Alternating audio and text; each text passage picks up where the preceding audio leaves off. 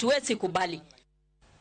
Jopur niang mawuok e kachung'on bura ma Muhoroni orwako kod mor gedo mar kuonde pimo niang mong'ere ni weighbridges e kor gwenge, gino ma giwacho ni dhi konyo e neno ni niengegi ochopo e kembe yo makare.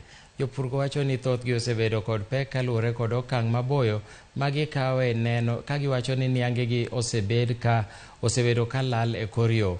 E bura mane giromo godo e gwenge ma Oseng mayudore Chemelil kama kambi rego sukari ma Kibos ochako e weighbridge manyien, giwacho ni girwako kembe duto madwa keto kuonde pimo niang eko machiegni gi jopur.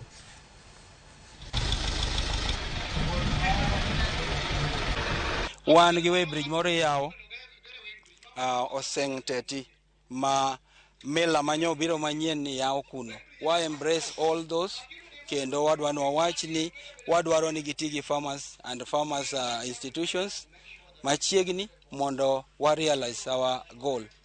We are doing business, ohala mwatimo ni en mar niang ni nyak wabed machiegni gi japur gi mela mondo gi other stakeholders mondo wa realize our goal.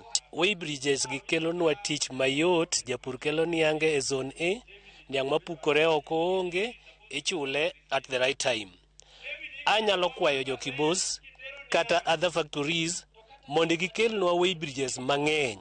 It is long time, it is overdue, mane ng'ato nyalo kawo niang igolo miwani kucho tikelo Muhoroni. And now jogo osekelonwa tich machiegni kodwa. Factory chawage sirkal wajni kete pesa to pesa go gine. Koro wan ma wuon gi konyowa ni mai mobiro tuoye mai ma koro maro nyalo mi watenye nyithindo sikul.